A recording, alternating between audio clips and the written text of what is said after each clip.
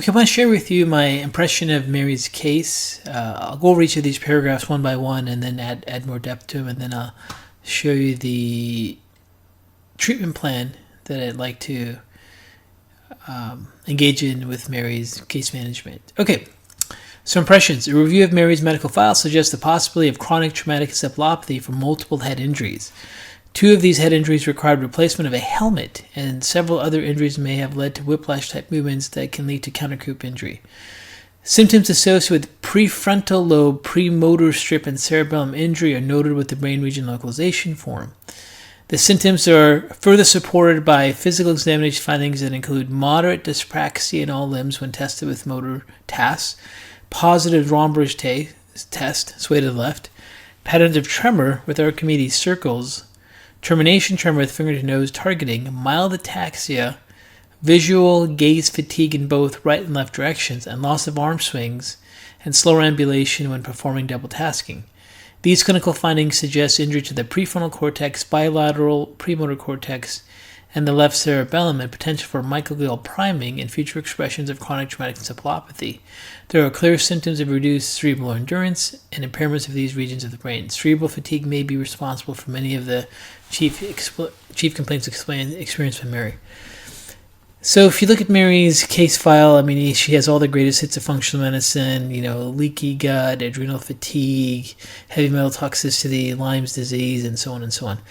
And quite honestly, her case couldn't be any more straightforward. If you have someone who has multiple head injuries and they cracked their helmet, it's probably brain related. And this is one of the things that happens all the time. People don't know how to evaluate brain function or brain history, so they end up missing the treatment and trying to look for all these other things that could cause brain, except the brain itself. So Lyme disease can impact the brain, so it's got to be Lyme disease. Heavy metals can impact the brain, so it's got to be heavy metals. Sometimes the brain just gets injury, especially with a clear history of trauma. And it's really hard to break a helmet. So if that's happened twice, that's an issue. Now, when you look at the areas of the brain that are impacted from the exam, it's definitely looks like a countercoup injury that's pretty significant. But she's had so many multiple injuries, it's possible she's had, different areas of her brain injured at different times.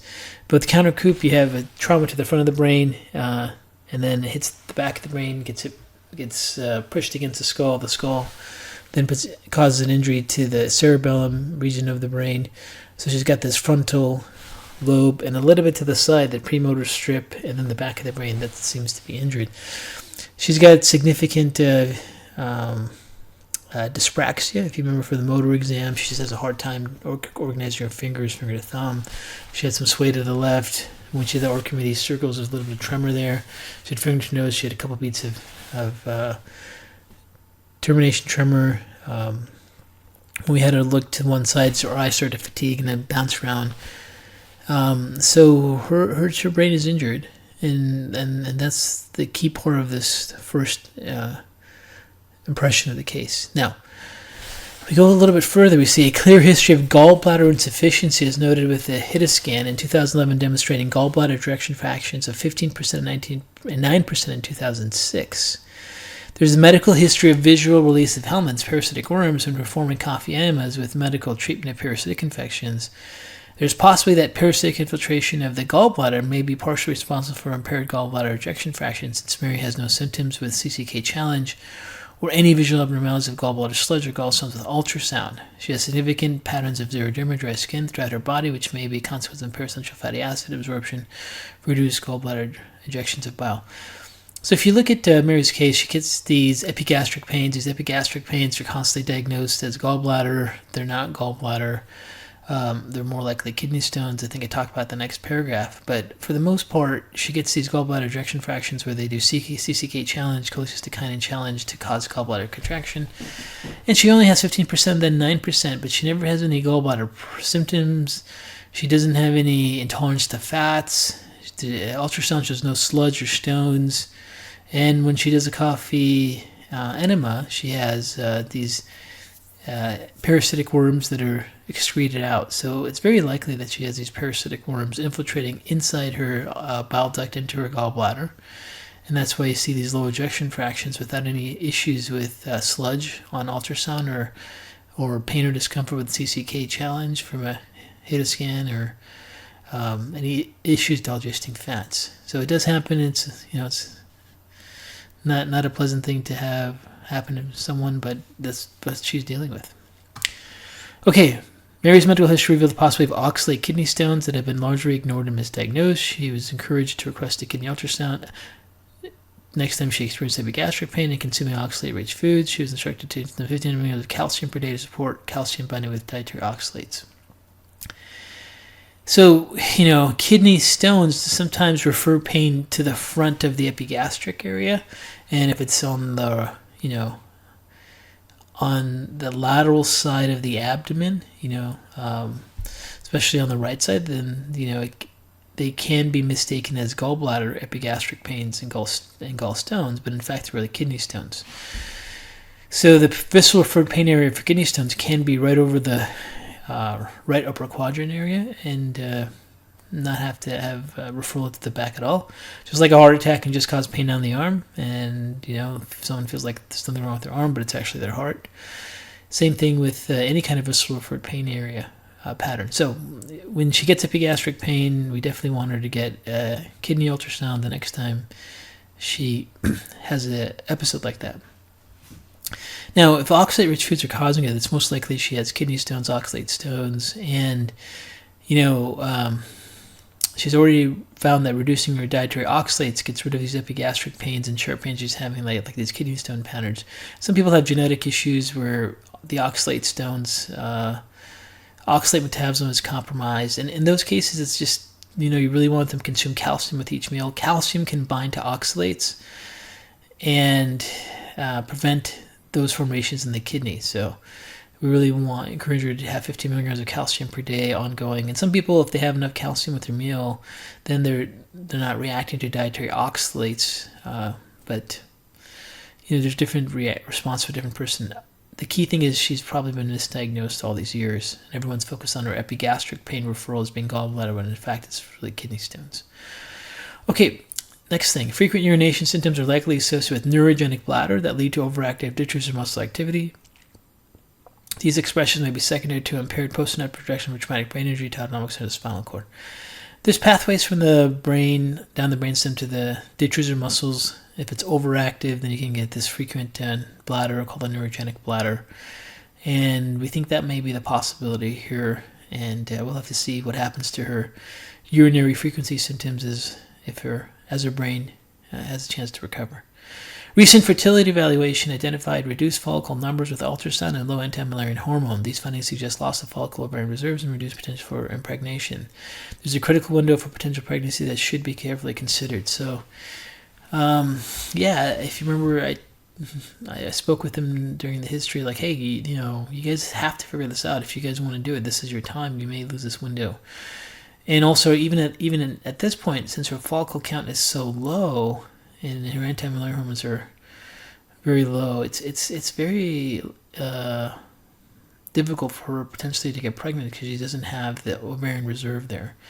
It's not to say she can't, but it literally every month that goes by as time goes on, her chance for pregnancy go down. So this is something that they have to figure out about what to do. Now, if one of the things they're worried about is that they have way too much toxic levels and she's really, really sick and she may not be able to have a healthy baby, but, really age is the biggest factor. And if you look at her toxicology profiles, they're not really that bad.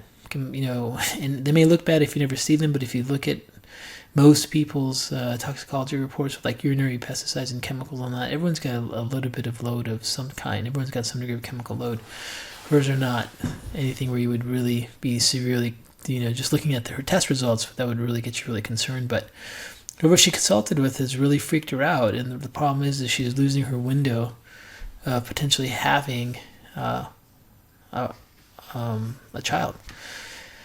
So, these things we say do have an impact on patients, and hopefully, as a couple, they can figure out what they want to do sooner than later. Okay, next part. Dietary history and recent food sensitivity reactivity suggests potential immune reactivity to lectins and dietary oxalates. Consumption of dietary oxalates can trigger sudden epigastric pain associated with kidney stones, but immunological responses to diet lectins promote systemic inflammation and joint pain. There's also a history of positive small intestinal bacterial overgrowth patterns and intolerance to various carbohydrates. So when you look at her diet and her reactions, she definitely notices dietary oxalates can be an issue, but many foods that have dietary oxalates, especially like legumes and nuts and seeds, are also high in lectins.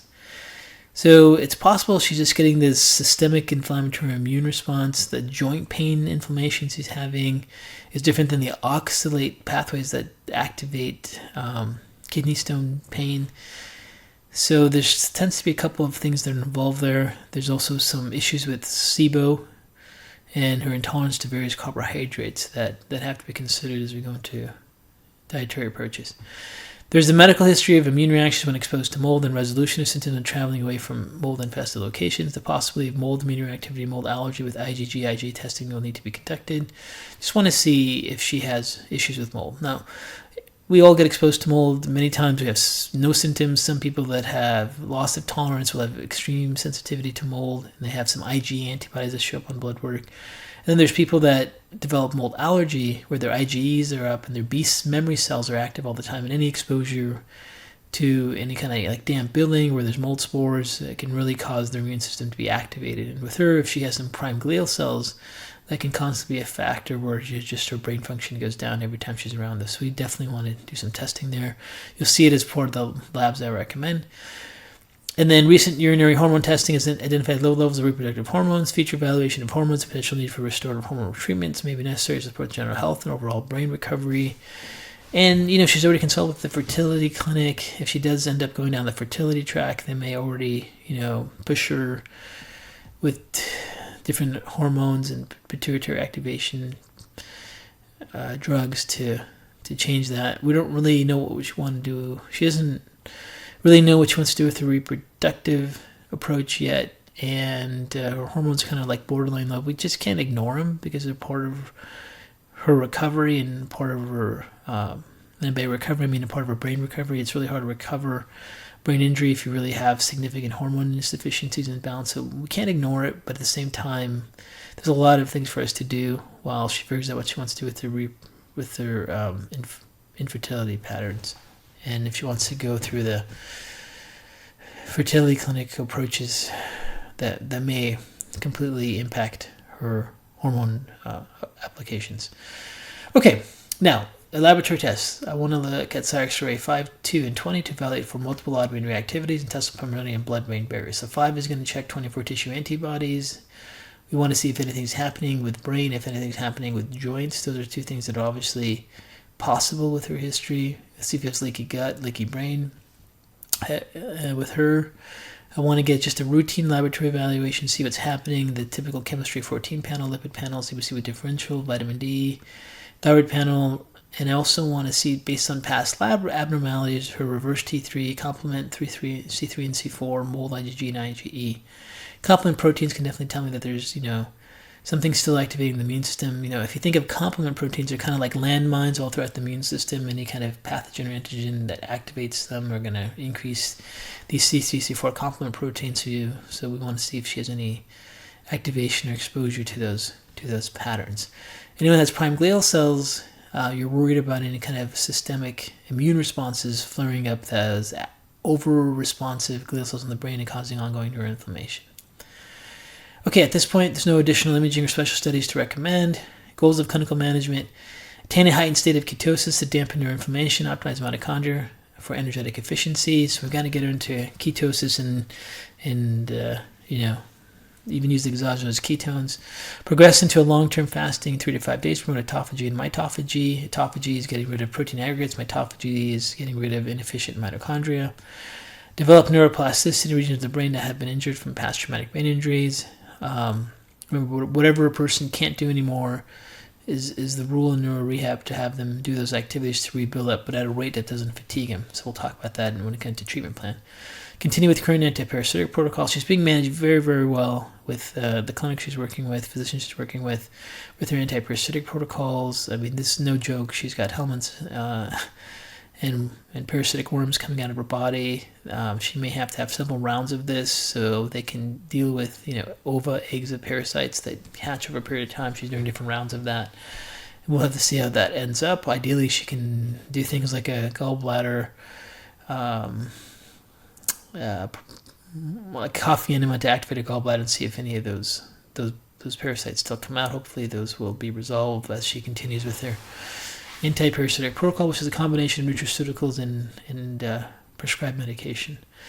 Rule out mold allergy, evaluate the possibility for hormone support after phase 1 of treatment, and more importantly, after what she decides to do with her fertility clinic. Treatment plan. Attain a state of ketosis to dampen neuroinflammation and improve mitochondrial deficiency. Start with a 1-day fast to progress to ketosis.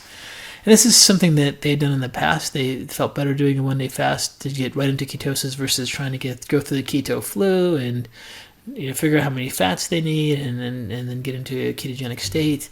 So they just found if they do a 1-day fast to measure ketones, it's really high very quickly, and then they're immediately into ketosis. It's a little bit harder for some people to do, but for them, they prefer to do it that way. Then B, once ketosis is obtained from fasting, follow the dietary guidelines of a ketogenic diet and confirm that ketosis can be maintained. C, once dietary ketosis has been successfully attained, consume exogenous ketones to optimize serum level ketones above 2. So we want to see if the diet is actually keeping in ketosis. They know how to eat with 80% of the calories coming from healthy fats. And once we know that they can, then we want them to start adding exogenous ketones. So their serum ketone levels can always be above 2. They got to figure out once they take how much exogenous ketones keeps their levels above 2, and then how frequently they need to take them. So that's D. Test ketones frequently, determine how long exogenous ketones can be maintained. So we want to keep that high ketone state to dampen neuroinflammation, support mitochondrial efficiency. Those are critical. Perform extended fast for 3 to 5 days. After about 3 days, that's when you really turn on autophagy and mitophagy and clearance. So we want to have her go at least 3 days, preferably up to 5 days. During the fasting phase, consume water, caffeine, salt, exogenous ketones, 1,000 milligrams of calcium, 1,000 milligrams of potassium, and trace minerals. During the fasting state, perform light strengthening exercises. So yeah, so when people are fasting, when they feel fatigued and tired and fragile, that's when salt would be ideal to take. And then just taking calcium and potassium and minerals just helps avoid any kind of muscle cramping. Also improves just general energy while they're going through the fasting phase. Okay, and then we have exercise with a stationary bike and avoid complex coordinated movements that may fatigue the brain. Now she's got dyspraxia; she can't coordinate movements. She doesn't need complex exercises. Just gonna exhaust her and fatigue her. So she knows she can handle a stationary bike. That's not too difficult for her. So we want her to pedal with light to moderate intensity, an interject burst of high intensity pedaling for 10 to 30 seconds throughout the workout. Careful attention is to be conducted to avoid exceeding metabolic capacity. There should be no symptoms of fatigue or decline in brain function after the workout if the exercise intensity and duration are within the brain's endurance capacity. The ultimate thing when you're dealing with chronic patients, whether it's brain injury or severe autoimmunity or severe inflammatory conditions, is just to figure out how much intensity, how much duration the person can handle. Now, we know one of the things with her is that since she's got dyspraxia, meaning she can't coordinate how muscles move and organize motor planning, if she does complex exercises like core stability exercises or things like, burpees or, starts to do things that require lots of muscle integration and movement coordination, it's just going to fatigue your brain unrelated to her cardiovascular fatigue. So on a stationary bike, she's just doing repetitive one simple motion in a single range that doesn't require active complex motor planning. It's very easy to do. She's noticed that it's okay for her, but we want her to do some little burst of high intensity that doesn't really cause her to be exhausted, because as she does her higher intensity type of exercise, that's when you really get growth factors. You get vascular growth factors, brain-derived neurotropic factors, growth hormone release. Those things really happen just with those little bursts. So we want to see if she can do that, but at the same time she's not fatiguing. We'll have to see how she does on follow-ups. Follow the diet restriction in autoimmune paleo diet and FODMAP. So that's what we're after at this point. She has some, indication of small intestinal bacterial overgrowth, but we know she's got better outcomes when she follows the autoimmune paleo diet. It's anti-inflammatory, so we're going to have her incorporate those too. And then we want her to perform complex motor activities such as rapid finger-to-finger movements or activities that involve complex motor coordination such as playing the flute. And the only reason I'm saying the flute is because this is something she has done in the past. She likes to play the flute, and playing the flute is very coordinated. And remember, she had difficulty with finger-to-finger movements, so whatever they can't do is what you want them to do.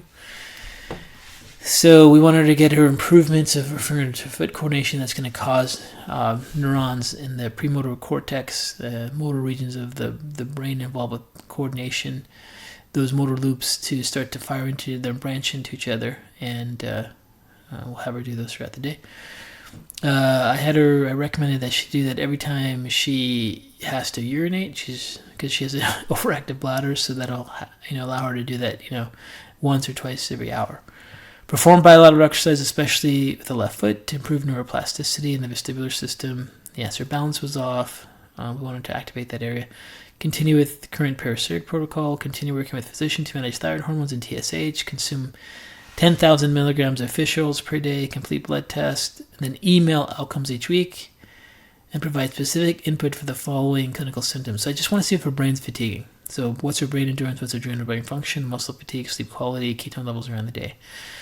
When people have a significant brain injury like she has had, and she's had more than one, they don't go from no symptoms to completely cured. They first start to have improvements in their endurance. Also, if they are not responding and they're overdoing it, you can actually see their endurance go down. So just what her brain endurance is, her general brain function is, muscle fatigue is. Her muscle fatigue is really brain-based. Sleep quality is.